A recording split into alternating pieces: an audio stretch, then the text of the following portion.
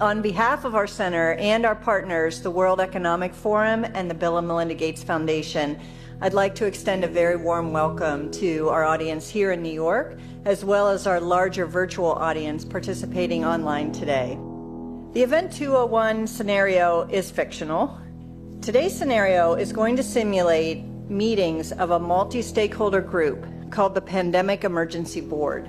We're at the start of what's looking like it will be a severe pandemic. And there are problems emerging that can only be solved by global business and governments working together. There's been some conspiracy theories that are around about the potential that pharmaceutical companies or the UN have released this for their own benefit. And maybe this is a time for us to showcase some cases where we are able to bring forward some bad actors and leave it before the courts to decide whether they have actually spread some fake news. A new coronavirus.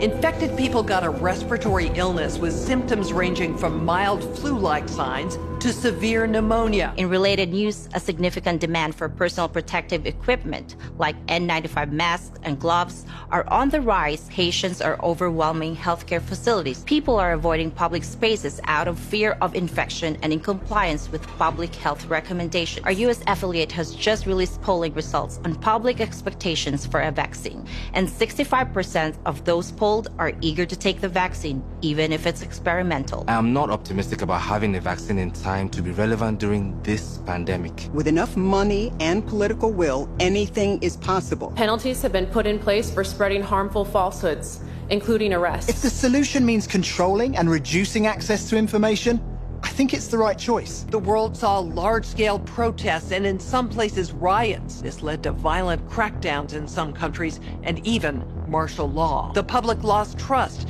in their respective administration. Economists say the economic turmoil caused by such a pandemic will last for years. The societal impacts, the loss of faith in government, the distrust of news, and the breakdown of social cohesion could last even longer. We have to ask, did this need to be so bad?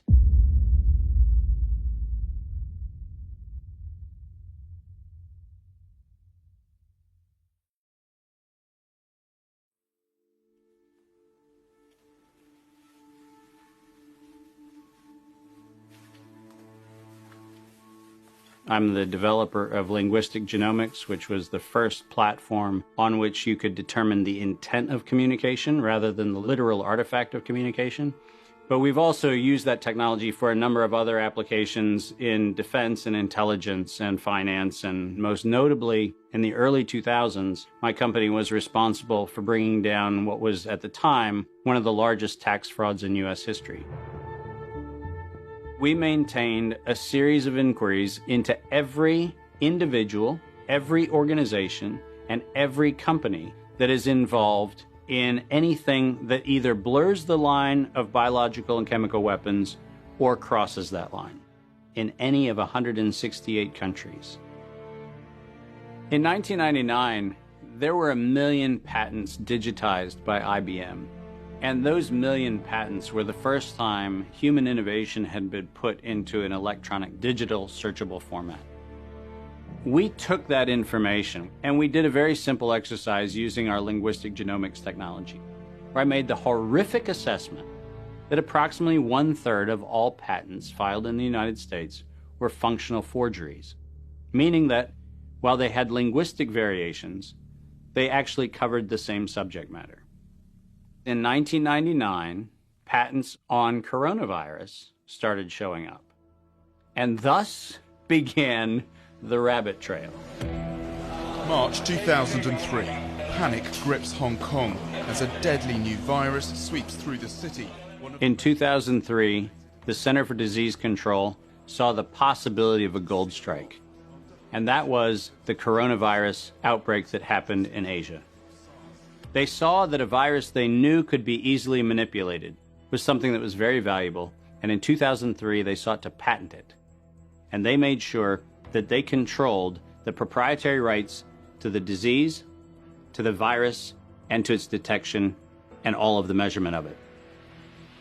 We know that Anthony Fauci, that Ralph Baric, that the Center for Disease Control, and the laundry list of people who wanted to take credit for inventing coronavirus were at the hub of this story. From 2003 to 2018, they controlled 100% of the cash flow that built the empire around the industrial complex of coronavirus. The World Health Organization has officially named the novel coronavirus the novel coronavirus outbreak. The World Health Organization is a pandemic, an international public health emergency. While we know that the coronavirus manipulation started with Dr. Ralph Baric in 1999. The major characteristics of SARS, MERS, and SARS coronavirus 2, it's a good way for you... Ralph Baric is the researcher at the University of North Carolina, Chapel Hill, who's famous for his chimeric coronavirus research.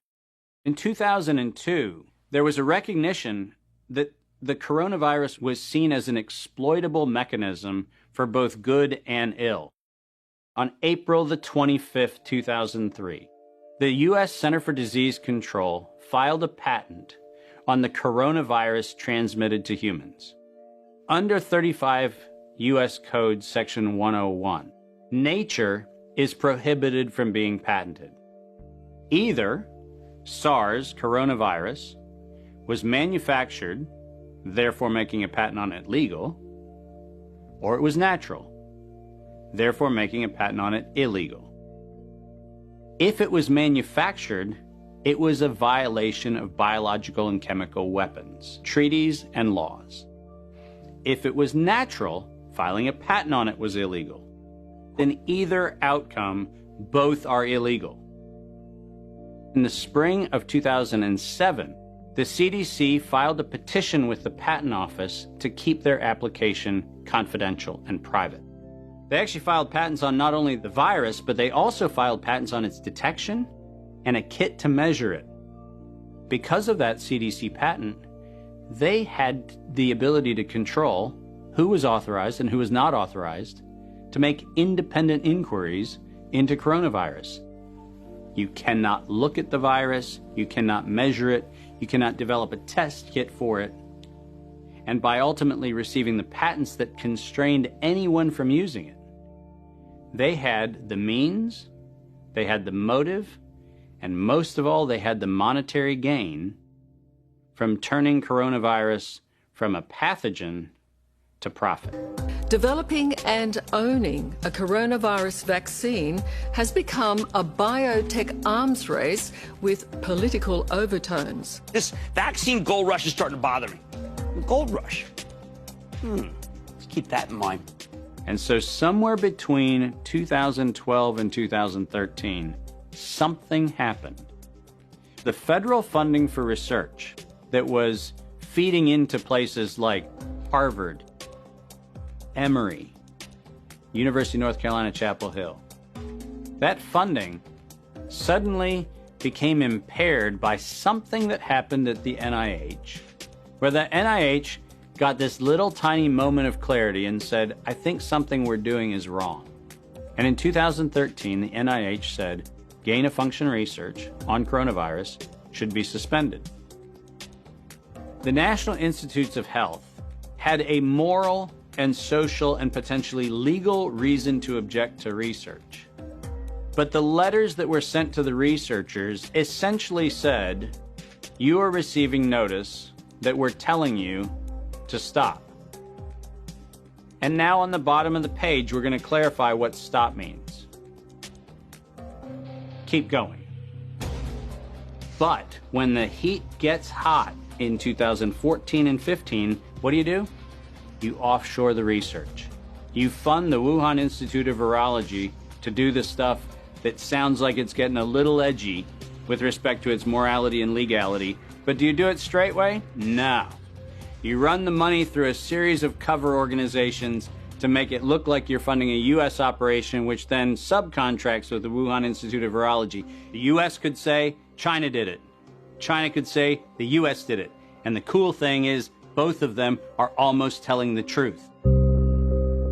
Where did the coronavirus come from? There is a new investigation into its origins. U.S. intelligence officials tell NBC News that they are examining whether the virus accidentally came from a Chinese lab. Chinese officials pushing back against that claim on Thursday, tweeting that it might be the U.S. Army who brought the epidemic to Wuhan. I was the first person in the world to look at an epidemic and study its characteristics and prove that it was due to biological warfare and was not a natural occurrence. So I published that 28 years ago. Early in this pandemic, I did not think the coronavirus was a natural occurrence from bats. I feel quite convinced that this was a laboratory-designed organism. There have been hundreds and hundreds of leaks from high-containment laboratories that do research on pathogenic coronaviruses and other potentially lethal organisms. I was particularly interested in a paper that came out in Nature Medicine by 5 scientists claiming that it was definitely a natural occurrence rather than a lab construct. But the arguments they used did not hold water. They didn't really make a lot of scientific sense. And yet all kinds of very important people started parroting what this paper said. And so that, of course, got me scratching my head saying, why are these people risking their reputation when it's obviously illogical, doesn't hold water? Somebody must have made them publish this, and somebody must have told these other people that they have to say it's a great piece of science. You were quoted as saying it was a meticulous job done professionally. It could be done by somebody very expert in molecular biology, I think. Et c'est pas naturel, c'est ce que vous voulez dire? Non, ce n'est pas naturel, c'était un travail de professionnel, un travail de biologiste moléculaire. C'est un travail très minutieux, on peut dire d'horloger, on peut dire au niveau des séquences. Mais dans quel but? Dans quel but, ça, ce n'est pas clair. Moi, j'expose, si vous voulez, mon travail, c'est d'exposer les faits, c'est tout. See, the problem with all of this is the evidence is right in front of our face. And when confronted with evidence, we are told fact checkers are somehow transcendent. The pace of our modern world makes it nearly impossible for working people to research the events and policies that shape their lives. When seeking answers to life's most pressing questions, where do we go first? Google. Enter the subject, hit go, and there it is. Only what they want us to see. In today's culture of copy and paste journalism, it's common for hundreds of unrelated outlets to feature the exact same report. This is not the result of laziness. This is by design. When we see identical headlines across seemingly unrelated platforms, the logical mind concludes, well then, it must be true. The illusion that numerous news sources have arrived at the same conclusion gives us confidence to share the chosen narrative. And just like that, we become the unwitting pushers of propaganda.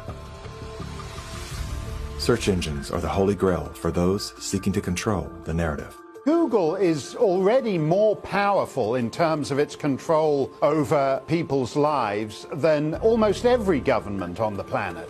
As the most influential search engine in the world, through its ubiquitous reach, Google has more power to influence U.S. elections than any foreign nation. You testified before this committee.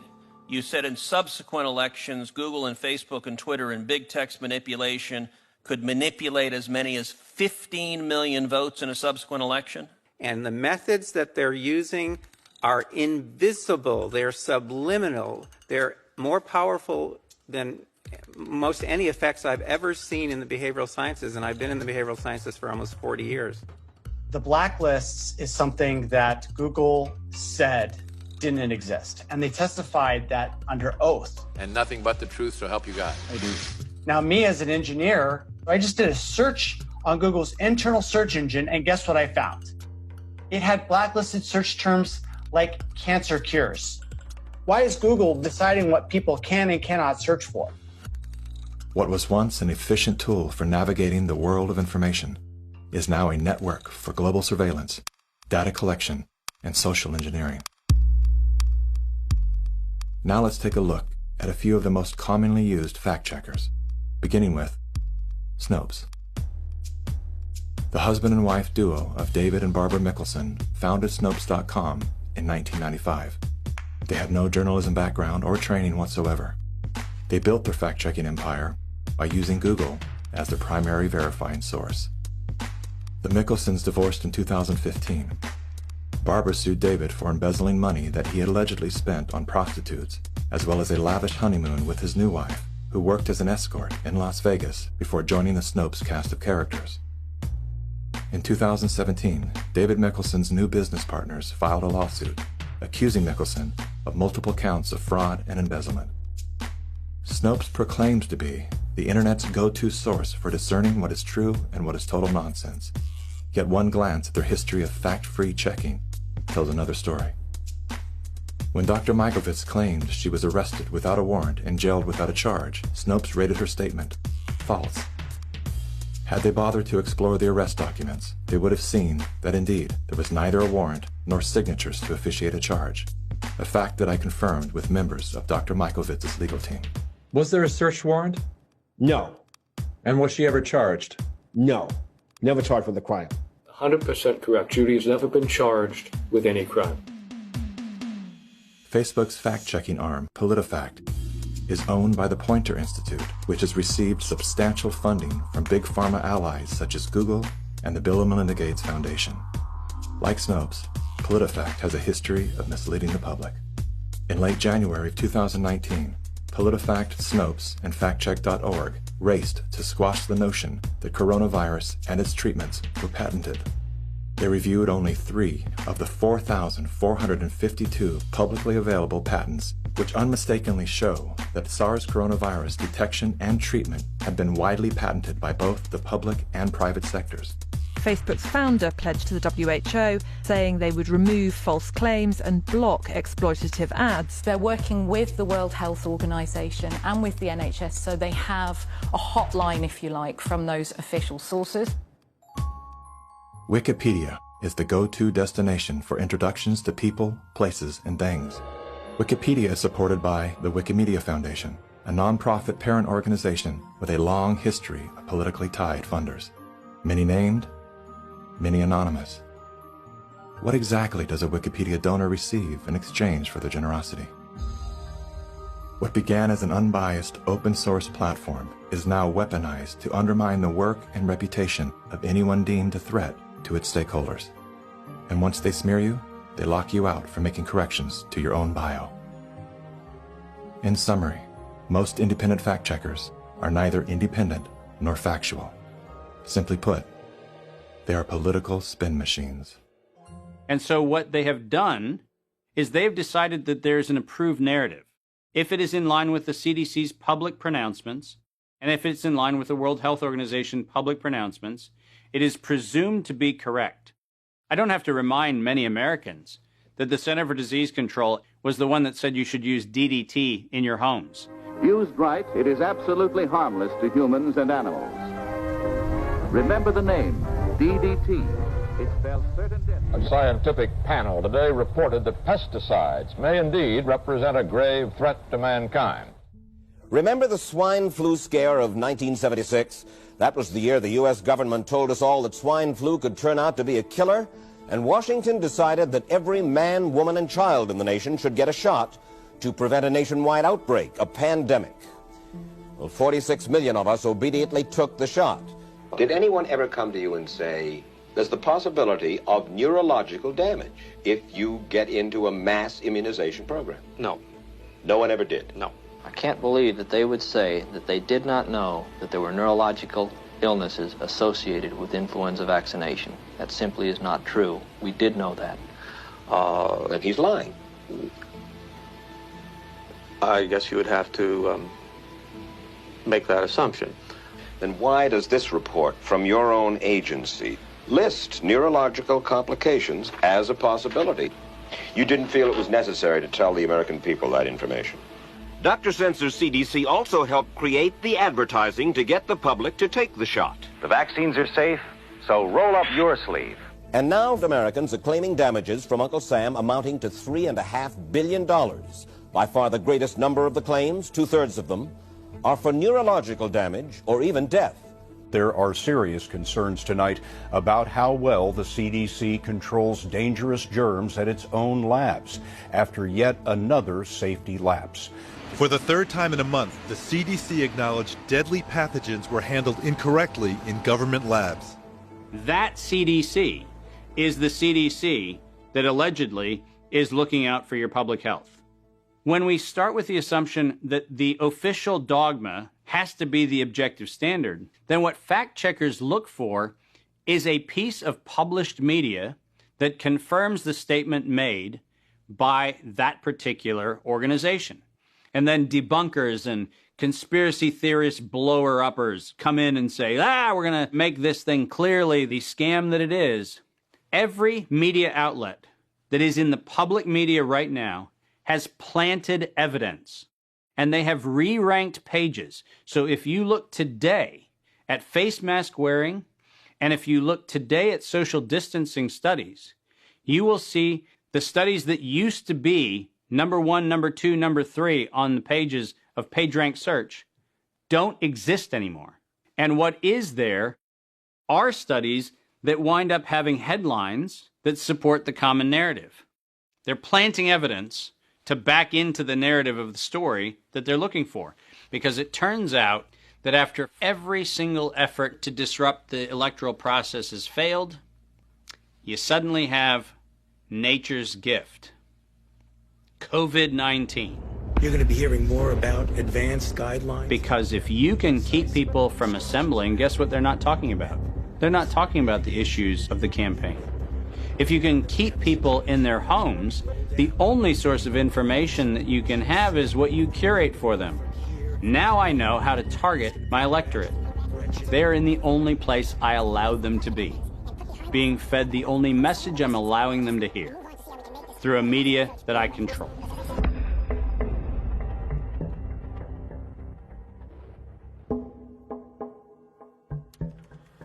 Since the invention of the printing press, there's been a battle to control disseminated information. In the early 1900s, oil tycoon John D. Rockefeller took control of every newspaper and news editor of his era. He became America's first billionaire, paving the way for the power-hungry ever since. Thus began the gold rush for the modern world's most precious resource, the narrative. Do you have any people being paid by the CIA who are contributing to a major circulation American journal? During a Senate committee investigation, it was revealed that the CIA had been conducting a covert operation to infiltrate and control U.S. media. They called it Operation Mockingbird. We do have people who submit pieces to American journals. Do you have any people paid by the CIA who are working for television networks? This, I think, gets into the kind of details, Mr. Chairman, that I'd like to get into in executive session. Over 3,000 CIA contracted and trained operatives were placed in key positions within top media outlets. Posing as editors and journalists, these well-paid actors never dared to question the effect of their lies on the world beyond their cozy studio. How often does the CIA manipulate the media in this way? It goes beyond your wildest imagination. Setting up student organizations so they could draw radical students in. 5,000 university professors co-opted to help the CIA manipulate people's minds. Journalists in the U.S., including big-name journalists, co-opted to function routinely to help the CIA put out stories and biases to the world. As this 1952 CIA memo says, the aim is controlling an individual to the point where he will do our bidding against his will. It's a great brainwashing process to change the perception of reality of every American to such an extent no one is able to come to sensible conclusions in the interest of defending themselves, their families, their community, and their country. Would you say that continues today? Well, I would think probably for a reporter it would continue today, but because of all of the revelations, I think you've got to be much more careful about it. So how do we know that Operation Mockingbird still isn't in effect? Well, we don't. It was the Telecommunications Act of 1996 that opened the door for predatory corporations to monopolize the industries of print and broadcast. This bill protects consumers against monopolies. It guarantees the diversity of voices. Today, A handful of corporate empires own and control the vast majority of everything you read, hear, and watch. From the biggest movie studios, television and radio networks, newspapers and magazines, to the vast universe of internet news and entertainment sites. Amazon has transformed its operations in response to COVID-19 to protect employees and keep packages flowing. The company is keeping its employees safe and healthy while still delivering those packages to the doorstep. The company is keeping its employees safe and healthy. The company is keeping its employees safe. Millions of Americans staying at home are relying on Amazon. And that is how it works. It's like a house of mirrors, where you're seeing the same thing over and over and over again, except it's distorted. There's an industry that is paid to go after and target journalists, whistleblowers, and inundate our consciousness and the images we see to try to ruin, destroy, or smear the idea that they don't like or the person who's delivering it. You smear somebody with falsehoods and all the rest, and then you merchandise it. And then you write it, and if they see it's reported in the press, so they have that validation that the press reported the smear, and then it's called the wrap-up smear. Now I'm going to merchandise the press's report on the smear that we made. And it's a tactic. News personalities are not the only high-paid actors to serve the propaganda machine. Most late-night talk shows are owned by the same corporate overlords and thus follow the same script, only laced with a laugh. Our main story tonight concerns conspiracy theories. Last Week Tonight with John Oliver featured a skit entitled Coronavirus Conspiracy Theories. Like the claim that the moon landing was faked. First thing to note here is that Mr. Oliver opens with commentary about conspiracy theories that are completely unrelated to coronavirus. This is a standard tactic used by propagandists to set a tone so that anything that follows will be seen through the lens of absurdity. Plandemic, a pseudo-documentary filled with a hodgepodge of conspiracy theories. Mr. Oliver then does his best to debunk Dr. Judy's claim that she was arrested but never charged with a crime. She was absolutely criminally charged. This was not an oversight, but a blatant lie. Prior to the taping of this episode, Mr. Oliver had the official arrest documents that clearly prove that Dr. Judy was never charged with a crime.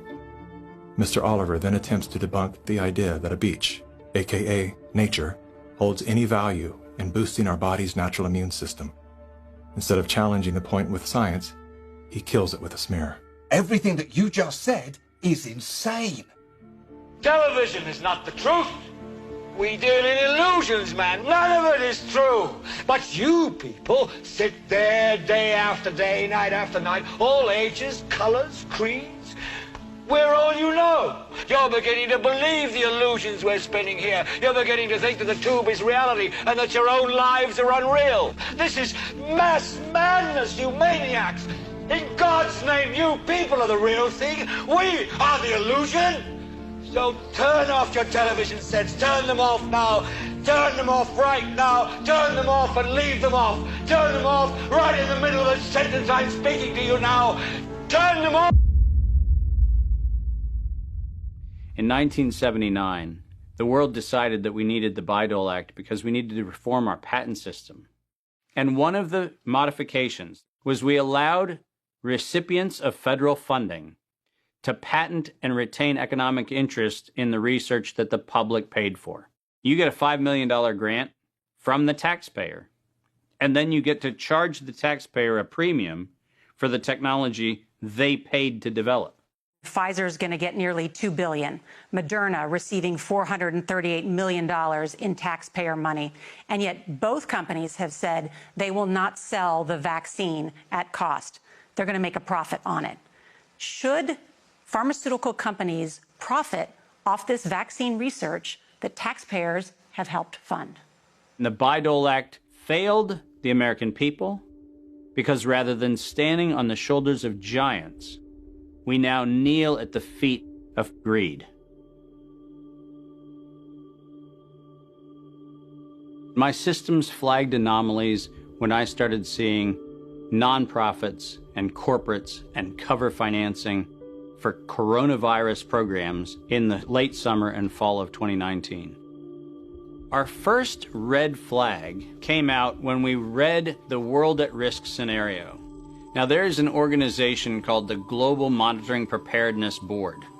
This organization is a part of the World Health Organization, and this board includes Dr. Elias from the Gates Foundation and Anthony Fauci from NIAID. These two individuals, plus the director of the Center for Disease Control in China, come out with a recommendation that says that by September 2020, 2 global pandemic preparedness exercises have to be completed. And one of them has to be done on the release of a respiratory pathogen that then gave rise to an October event, Event 201. On behalf of our partners in the Bill and Melinda Gates Foundation. Event 201 took place 5 months before COVID-19 was declared a pandemic. The participants of the event are some of the same people that are now deeply involved in the real pandemic and profiting from it as well. Event 201 was a scripted, multi-camera, live event that was broadcast globally via the internet. An event of this complexity and magnitude would take months to write, prep, and produce, placing the conception date at least 1 year prior to the actual pandemic. There is no question that there will be a surprise outbreak. Anthony Fauci knew as early as January of 2017 that we would see an outbreak before the end of 2020. Even Bill Gates, a man with no medical training, knew it was coming. If we start now, we can be ready for the next epidemic. Every single thing that you have seen play out in front of your eyes, all of them laid out in their tabletop exercise, which, by the way, fact checkers have said has nothing to do with the coronavirus outbreak. Just happenstance. This is that wonderful universe of improbabilities where events just co-emerge and then nature conveniently backs itself into our architecture. That's the scenario we're supposed to accept. Brilliant. Some countries have banned travel from the worst affected areas. The president has made a decision to suspend all travel to the United Kingdom and Ireland. Dis and misinformation circulating over the internet. Across the world, misinformation about the virus is being shared online. A significant demand for N95 masks and gloves are on the rise. The demand for N95 masks to prevent the deadly airborne virus has surged. We could eventually have 52 million treatment courses per year, but it will take many months to get there. We're still many months out from having something that we can really deploy to the public. And 65% of those polled are eager to take the vaccine, even if it's experimental. A new poll finds that 49% of Americans say they would get a COVID-19 vaccine should an effective one be discovered. I'm curious, who wrote the Event 201 script? If the visionaries of the event knew at least 1 year in advance what was needed, why didn't they take care of those things? Considering that Bill Gates has donated half of his fortune to make the world safer, why didn't he help to better prepare our hospitals and frontline workers? Why didn't any of the event's wealthy sponsors do something?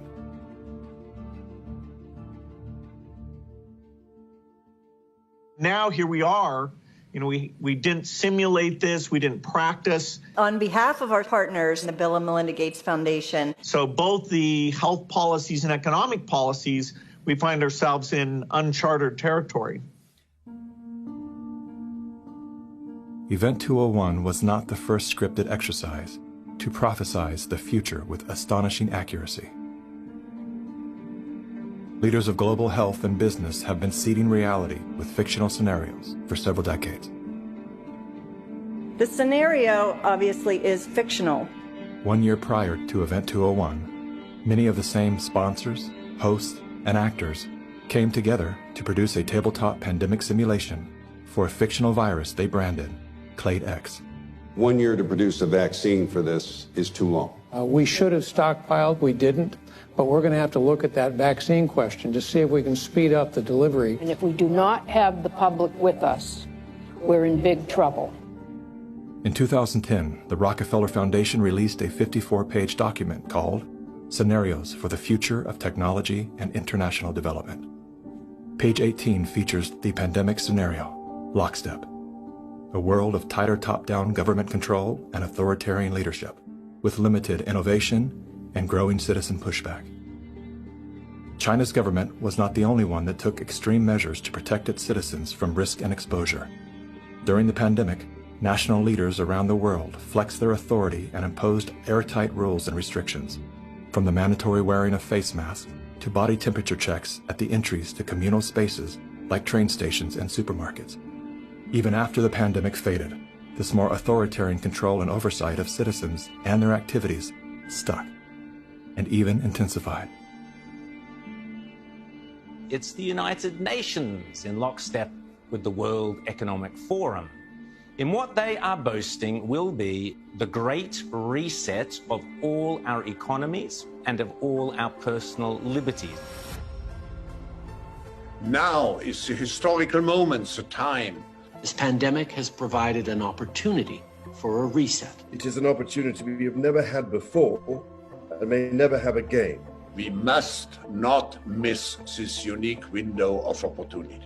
Reading from the COVID-19 The Great Reset book by Klaus Schwab and his co-author, if no one power can enforce order, our world will suffer from a global order deficit. Think about that, reread that sentence. If no one power can enforce order, our world will suffer from a global order deficit. In short, we need a great reset. But how do the World Economic Forum and the United Nations intend to bring about this great reset they keep promising us? Well, they need national and state governments and other bodies to play along. And one of the key tools they are using is a three-word slogan: Build Back Better. We will build back better from the COVID crisis. Build it back better. To come back stronger and build back better. Build Canada back better. Build Back Better has bizarrely been the slogan for all sorts of different political groups around the world. Bill Clinton used it to promote the Clinton Foundation after the Haiti hurricane disaster. The recent cholera outbreak serves as a stark reminder of the urgency we face to address the strengthened reconstruction efforts in Haiti to help the people build back better. Haitian activists staged a protest outside Hillary Clinton's Manhattan office. The demonstrators claim billions of dollars were stolen through the Haiti Reconstruction Commission headed by Bill Clinton. They also say Haiti was used as a cover for foreign governments to funnel kickbacks of possibly hundreds of millions of dollars through the Clinton Foundation. Given that Clinton himself was the one who coined this term, Build Back Better, there's been very little transparency and accountability despite all these buzzwords, sustainable development, community consultation. Any disaster can be the perfect excuse to build back better by using the money that should be going to disaster relief to instead subsidize the UN agenda at the same time as making renewables investors very rich. So behind the great Haiti disaster story, that is used to cover up what Big Pharma, Big Oil, Big Bank is actually doing. The absolute first thing we have to keep in mind with the Great Reset is that this has absolutely nothing to do with any sort of virus or disease or anything of the sort. This is a coordinated agenda that has been years in the making. This isn't meant to end. The so-called Great Reset, which is deliberately designed to strip away your liberties and your rights using the tools of oppression and the opportunity provided by the COVID pandemic. Here we are now with an economy in crisis, but with an incredible opportunity, not just to build back to where we were before, but better. It designed your cute and adorable Paul Grover with a message for listeners of the Great Reset. I know a thing or two about resetting. I reset my alarm clock every morning. But you are talking about resetting the entire world.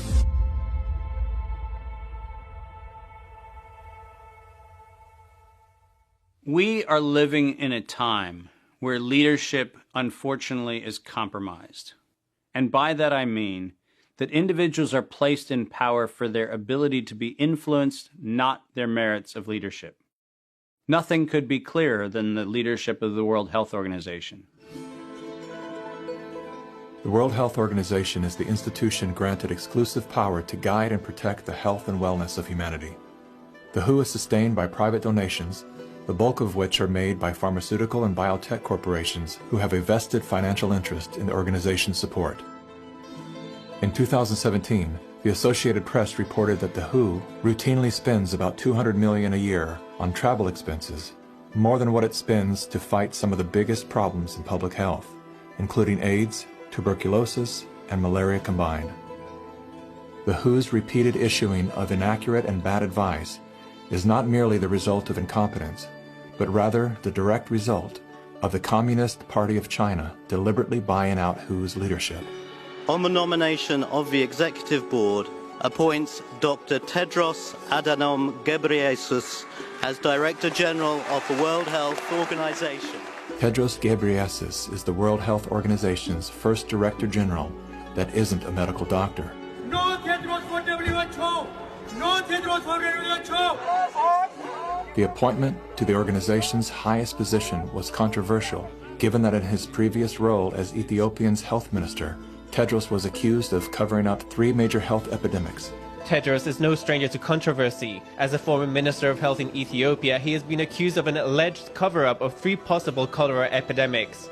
Prior to his appointment, Tedros was a high-ranking member of the Tigray People's Liberation Front, a brutal and corrupt political group responsible for crimes against humanity, including bombings, kidnappings, tortures, and killings. How does a man with such a controversial past score the top position at the world's most influential health organization? I have known Bill and Melinda for many, many years now. While serving as Ethiopia's health minister, Tedros became intimately intertwined with both the Gates Foundation and the Clinton Foundation. The health minister of Ethiopia, one of the ablest public servants I ever worked with. With the backing of the 2 most powerful foundations on earth and the full support of the Communist Party of China, Tedros was a shoo-in. We will have many body bags in front of us if we don't behave.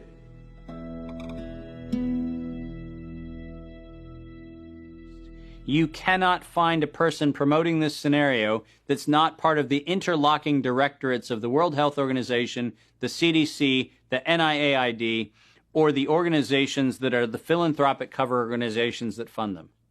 We now know that there are over 1,300 patents currently issued and held by organizations that are multiply recipients of funding through the Gates Foundation, through EcoHealth Alliance, through the Sherlock Biosciences connection back into open philanthropy, and all of them also have links directly to NIAID, Anthony Fauci's funding sources. If you have conflicts of interest in the funding and in the decision-making and in the inside knowledge that you have between competing or competitor organizations, that is a violation of the antitrust laws of the United States. These are federal crimes. If you had the power to immediately fix whatever's wrong with our current medical system, where would you start? Conflicts of interest. About 40 or 50 years ago, pharmaceutical CEOs actually went to jail if they knowingly sold a bad product and concealed information about the problems with that product. Since then, all they have done is paid fines. And so selling a product and concealing information about it is okay because paying the fine is considered the cost of doing business. How did the pharmaceutical industry come to capture the rest of the medical industry? And it's because they had so much money to bribe the NIH, the CDC, the FDA, the professional associations, the journals, the medical schools, and everyone else. Around the same time that John D. Rockefeller seized U.S. media, he also hijacked U.S. medicine. When it was discovered that drugs could be produced from petroleum, America's top oil mogul ordered his army of propagandists to invert reality accordingly. Medicines used for thousands of years were suddenly classified as alternative, while the new, petroleum-based, highly addictive, and patentable drugs were declared the gold standard. After buying the German pharmaceutical company that manufactured chemicals of war for Adolf Hitler, Rockefeller leveraged his political influence by pressing Congress to declare natural healing modalities unscientific quackery. Rockefeller then took control of the American Medical Association and began offering massive grants to top medical schools under the mandate that only his approved curriculum be taught. Any mention of the healing powers of herbs, plants, and diet was erased from most medical textbooks. Doctors and professors who objected to Rockefeller's plan were crucified by the media, removed from the AMA, and stripped of their license to teach and practice medicine. Those who dared to speak out were arrested and jailed. When evidence began to emerge that petroleum-based medicines were causing cancer, Mr. Rockefeller founded the American Cancer Society, through which he suppressed that information. John D. Rockefeller is duly credited as the founder of the pharmaceutical industry, and the reason that medical error is currently the third leading cause of death in America. This is not an indictment against doctors. More than anyone, they are under the stranglehold of the single largest lobbying power in Washington. Every year, the pharmaceutical industry spends at least twice the amount as big oil to influence laws, policies, and public perception. Thanks to Mr. Rockefeller, the architect of American monopolies, no industry has more power over our lives than Big Pharma. Part of the problem, and this, by the way, goes back to the 1980s with Microsoft, is Bill Gates found out that it was very difficult to manufacture a way to navigate through the patent universe, saying that it's Microsoft holding the patents. And he became the architect of a very cunning program of putting patents in holding companies that didn't have anything to do with the name of the organization. According to legend, young Bill Gates built his computer empire out of his garage. Reality tells another story, that Bill Gates was born into wealth and privilege. Both his grandfather and great-grandfather were banking moguls. His father, William Gates Sr., was a prominent Seattle-based lawyer and political lobbyist. Through his father, Bill Gates learned the ins and outs of law and politics and how to manipulate those governing forces. I'm Bill Gates, chairman of Microsoft. Bill Gates dropped out of college to start Microsoft. He is credited with inventing the operating system that became Windows. However, he played no part in the invention of Windows. The fact is, he bought an existing operating system from Seattle Computer Products, had it modified, then licensed it to IBM. That didn't stop him from taking all the credit. I don't see Bill Gates as this great creative person. I see him as an opportunist. While Microsoft's co-founder Paul Allen was struggling with cancer, Bill Gates seized the opportunity by attempting to cheat him out of his share of the company's fortune. They were basically talking about how they were planning to dilute my share down to almost nothing. And it was really a shocking and disheartening moment for me. And you were sick? Well, I think I was still probably in the middle of radiation therapy.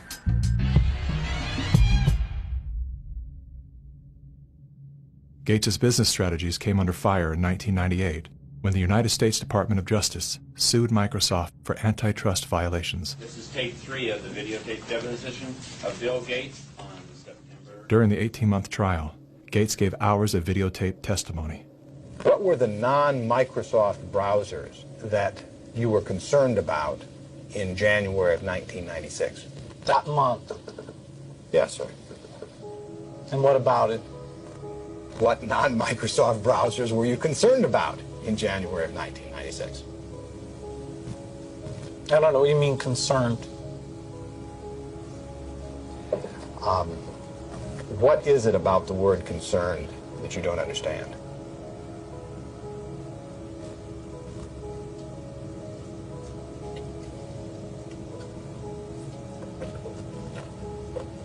I'm not sure what you mean by it.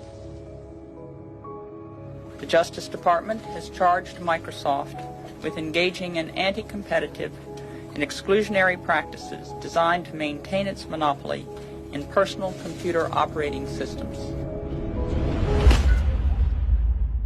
In a move to overshadow the negative press, Gates invested $100 million to set up the Bill and Melinda Gates Foundation. Overnight, Bill Gates transformed his public image from ruthless tech monopolizer to the world's most generous philanthropist. I'm pleased to announce that we're pledging an additional $1 billion to We had the chance to witness Bill Gates 2.0, the man you don't know. The rebranding campaign paid off. His net worth swiftly doubled, earning Bill Gates the title of richest man in the world. You've invested $10 billion in vaccinations over the last 2 decades, and you figured out the return on investment for that. And it kind of stunned me. Can you walk us through the math? In a Wall Street essay, Bill Gates declared vaccines the best investment I've ever made. There's been over a 20-to-1 return. So if you just look at the economic benefits, that's a pretty strong number compared to anything else. The Gates Foundation expanded rapidly into a massive, vertically integrated, multinational corporation, controlling every step in a supply chain that reaches from its Seattle-based boardrooms to the villages of Africa and Asia. Is the world's largest private philanthropy causing harm? The Bill and Melinda Gates Foundation has made millions of dollars each year from companies blamed for many of the same social and health problems the foundation seeks to address. The Gates Foundation has investments in 69 of the worst polluting companies in the U.S. and Canada. Other companies in the foundation's portfolio have been accused of transgressions, including forcing thousands of people to lose their homes, supporting child labor, defrauding and neglecting patients in need of medical care. The Gates Foundation has not provided details. William H. Gates III and Melinda French Gates. As a top donor to both the WHO and the CDC, no one man has more power than Bill Gates to influence and control the health and medical freedom of all people. Normalcy only returns when we've largely vaccinated the entire global population. This will be the new normal until a vaccine is developed. Until we find a vaccine, going back to normal means putting lives at risk. We need to produce it and to deploy it in every single corner of the world. Full vaccination of our children and pregnant women. Development of new vaccines, therapeutics and diagnostics. Before effective vaccines and therapeutics are developed.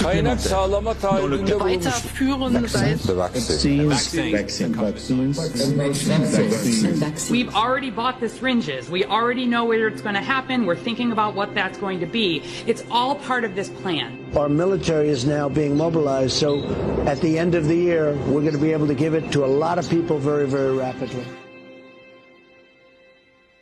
In 1986, President Ronald Reagan signed the National Childhood Vaccine Injury Act, granting total immunity to vaccine manufacturers.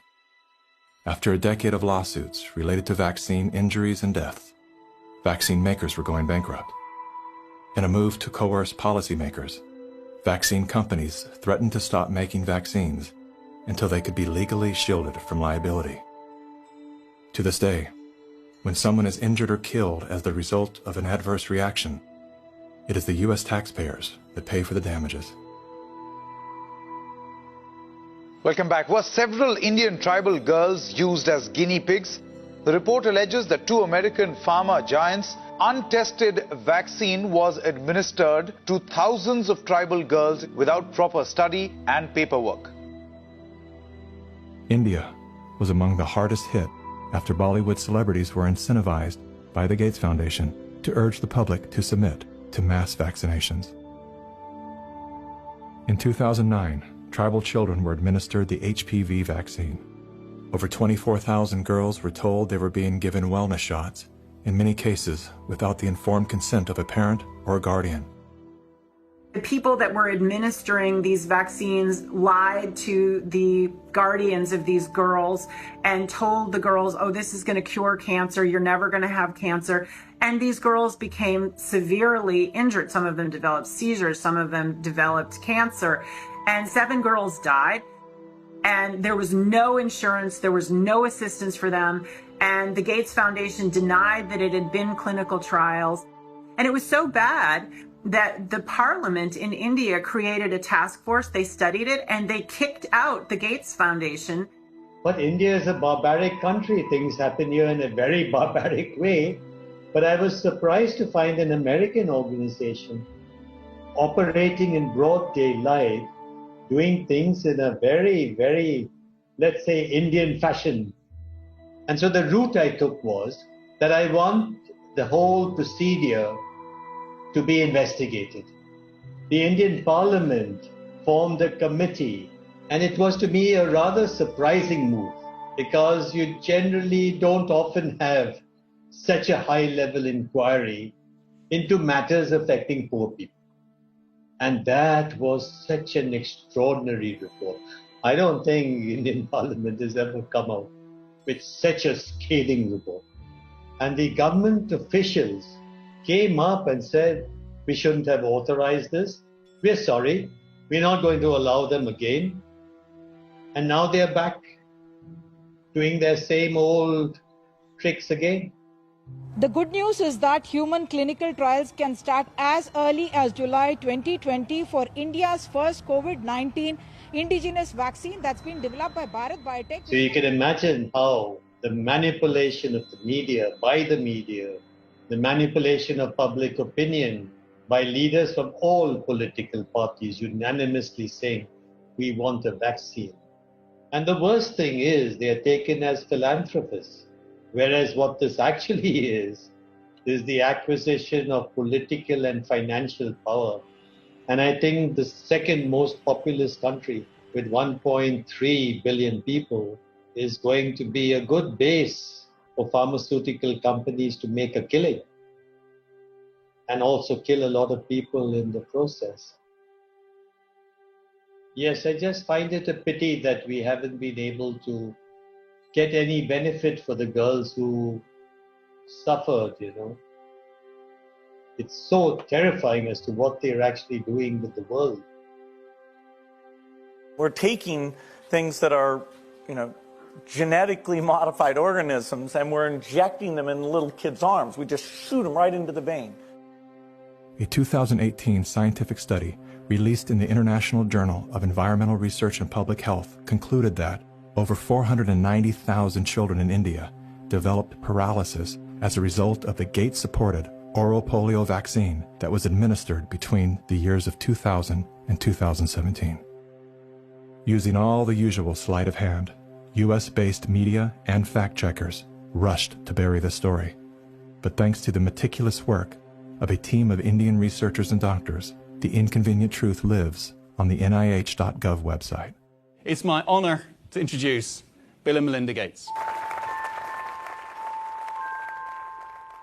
Without any medical training, Bill and Melinda Gates founded the Global Alliance for Vaccines and Immunization, through which they fulfill their agenda to vaccinate the world. The foundation has been sued by the governments of some of the poorest and most vulnerable nations for causing serious harm through experimental vaccine programs. If you just look at healthcare workers around the world, they deserve to get the vaccine first. Here in the United States, really, it's going to be Black people who really should get it first, and many indigenous people. Vaccines were always taught to us that it was safe, it was healthy, this is things that we had to do. But given the position that I am in now as a state legislator, and looking at these studies and reviewing a lot of these studies, it's very scary. And I want the African American community to open up their eyes. Of all the places that Mr. Gates could have gone in the world, why did he settle on Africa? It's not because he cares about people that look like me. He cares about an agenda.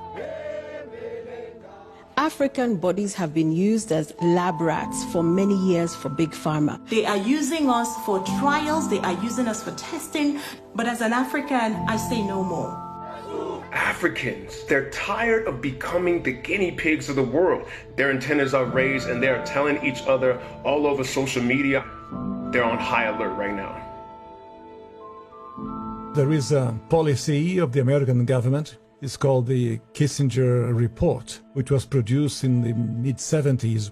And it explicitly states that the purpose of the foreign policy in Africa was to reduce the population, because they have great mineral resources there. At the time, Kissinger and those involved with the Carter administration wanted to shrink the population, make sure that the Africans do not develop and do not use the resources for themselves, because we in the States, we need them. There is a concerted effort of foreign powers to control the population of Africa.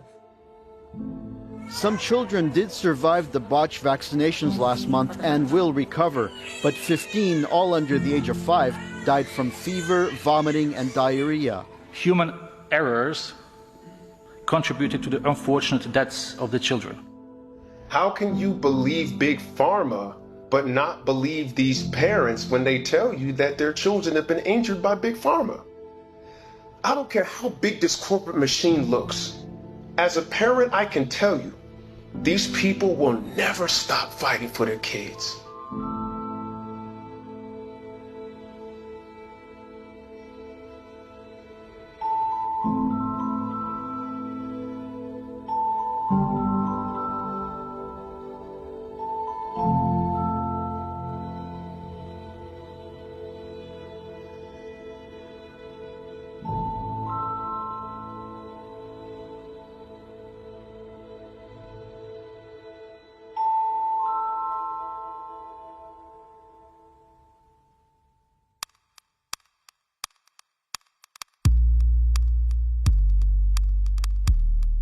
It would take hours to list all of the questionable initiatives that Bill Gates is involved in. Here's a few of the highlights. Gates is one of the key funders in the stratospheric-controlled perturbation experiment designed to block out the sun in an effort to control global warming by releasing massive amounts of calcium carbonate and other materials into the upper atmosphere. Critics, including environmental scientists, have called the project a global genocide experiment. Gates has invested over $1 billion in Earth Now's global surveillance project. The project will launch hundreds of satellites into space, which will allow for the 24/7 monitoring of all people everywhere. In partnership with MIT, Bill Gates has developed a new technology that allows vaccines to be injected under your skin along with your medical records. The quantum dot tattoo will implant an invisible certificate that can be scanned by authorities using a cell phone app and infrared light. Eventually, what we'll have is certificates of who's a recovered person, who's a vaccinated person. So eventually there will be this digital immunity proof. The EPA recently approved an experimental use permit to Oxitec, a biotech company funded by the Bill and Melinda Gates Foundation. In an effort to fight malaria, Oxitec will soon release millions of genetically modified mosquitoes in various U.S. states. According to the NIH website, programs are being developed to allow human immunization via mosquito bite. It was Science magazine that coined the phrase, flying syringes. Would you raise your hand, please? Do you solemnly swear the testimony you're about to give in the matter now pending? A shocking new report from the New York Times sheds light on the connection between Microsoft founder Bill Gates and the late Jeffrey Epstein. You report these two men met at least 6 times. Well, I believe there were more. This included visits to the mansion, seeing each other in Seattle, flying on Epstein's plane. When flight logs revealed that Gates had been a passenger on the Lolita Express, he claimed that he didn't know that the private jet belonged to Epstein. He also denied that he and Mr. Epstein were involved in any business deals. However, an expose by the New York Times revealed that not only did Bill Gates initiate a relationship with Jeffrey Epstein well after he was convicted of sex crimes, but the two were also involved in the process of co-founding a multi-billion-dollar charitable fund. Why would they ever set up a charitable trust benefiting Jeffrey Epstein? That it was all about philanthropy, that Bill Gates just wanted to find new sources of money. Why would one of the richest men in the world choose to partner with the world's most notorious pedophile? A deeper dive into Epstein's world revealed that the two men had more in common than meets the eye. Like Gates, Epstein was a billionaire philanthropist with a passion for science, health, education, and children. The Jeffrey Epstein Foundation donated millions of dollars to top universities, science institutes, medical schools, early education programs, youth initiatives, and international peace accords. Bill Gates is either the most misunderstood man alive or one of the most convincing con men to ever live. Is he a benevolent hero or a malevolent opportunist? Bill Gates. Personally, I would love to believe that one of the richest men in the world is giving away his fortune for the betterment of humanity. I want to believe that endearing smile. I want to believe that his heart is as soft and warm as his sweaters. At the very least, I want to believe that he's unaware of the damage he's done.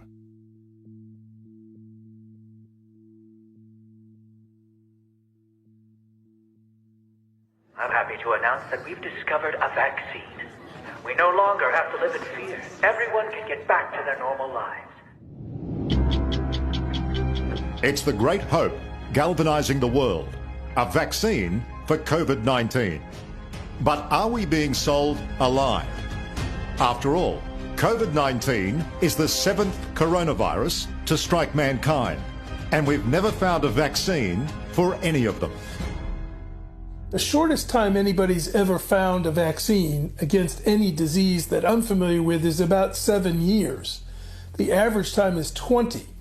To be talking about a magic bullet coming in months, it borders on the absurd. People like myself and Tony Fauci are saying 18 months. A year to a year and a half. If everything went perfectly, we could do slightly better than that.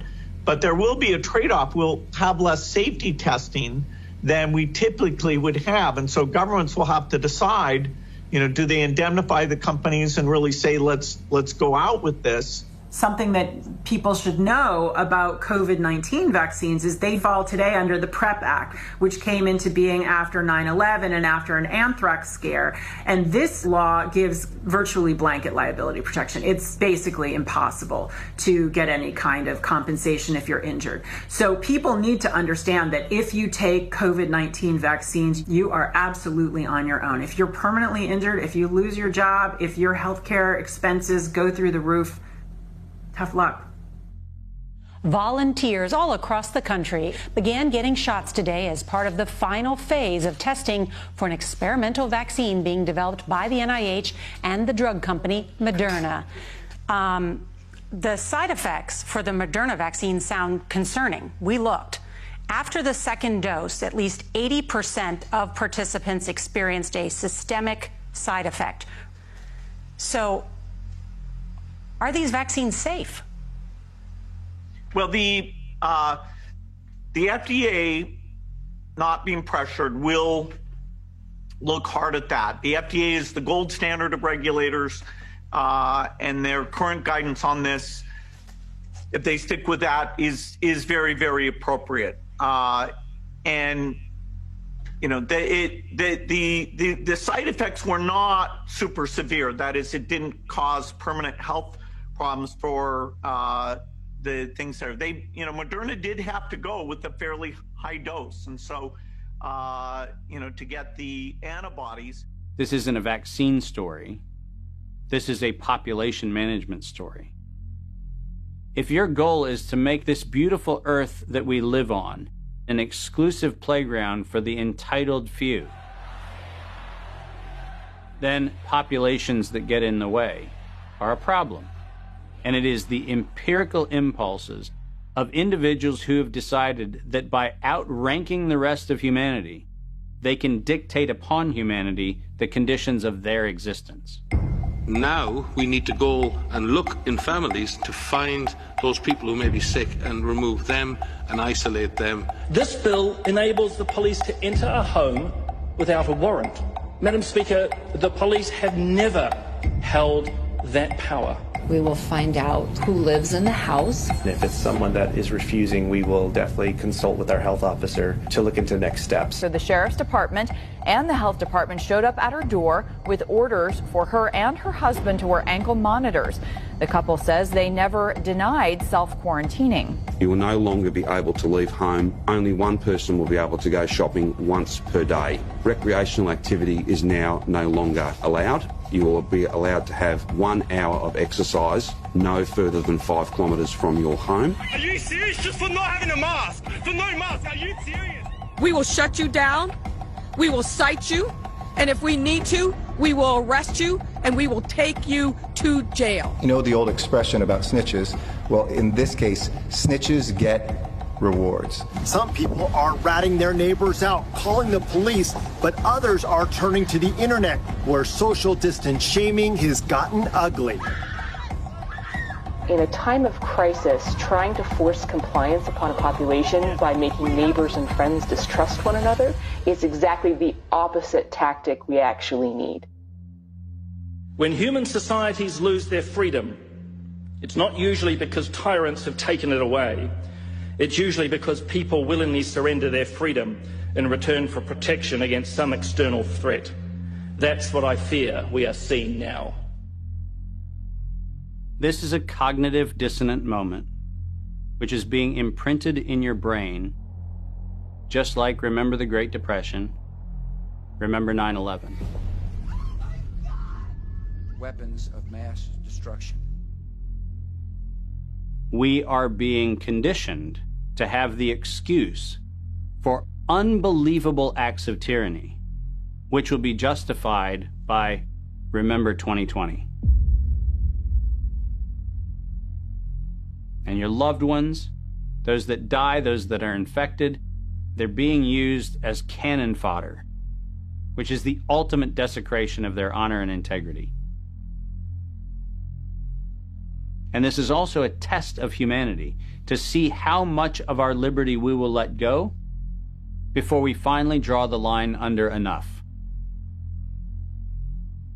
Benjamin Rush, a signer of the Declaration of Independence, stated, unless we put medical freedom into the Constitution, the time will come when medicine will organize into an undercover dictatorship to restrict the art of healing to one class of men and deny equal privileges to others. That time is now. Well, this won't be the last pandemic that we face. So we, we'll have to prepare for the next one. That, I'd say is, will get attention this time. Mm-hmm.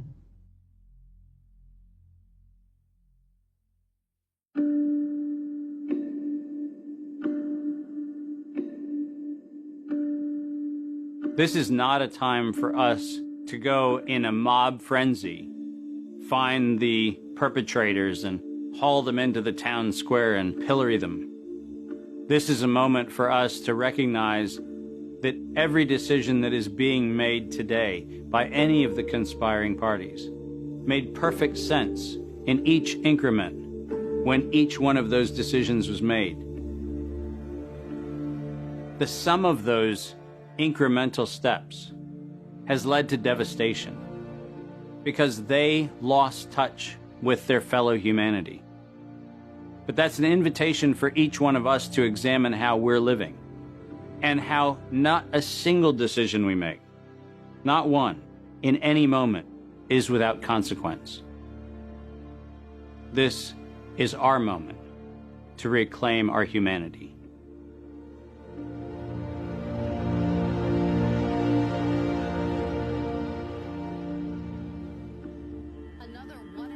Our lives are shaped and guided by stories. The stories we're told become the stories we tell. The more we hear them, the more we believe them. When used as a tool, they help us to better understand who we are, where we came from, and where we're going. When used as a weapon, they can be deadly. One of the most dangerous stories we've been told is the one that goes something like this. Humanity is a failed experiment. We are parasites, a cancer, a virus. Human beings are a disease. It is a myth that permeates our movies, our music, our media, and our minds. As they say, repeat a lie often enough, it becomes truth.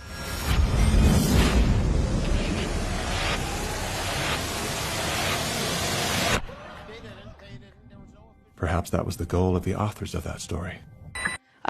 We feel too afraid to have kids because we feel that we're heading towards civilization breakdown as a result of... Fear shuts down the part of our brain designed to solve problems. Without that ability, we look for others to guide and save us. In doing so, we lose touch with our most primal nature. We forget that we are an extension of the most brilliant and resilient ecosystem in the universe. We stop eating food grown from the earth and begin consuming products processed from machines. We trade medicines that heal for drugs that harm. We abandon love and liberty for debt and dependency. The good news is, our story is not over. The climax has yet to come. That moment when the hero rises from defeat, summoning a force they forgot they had. A force within. A force of nature.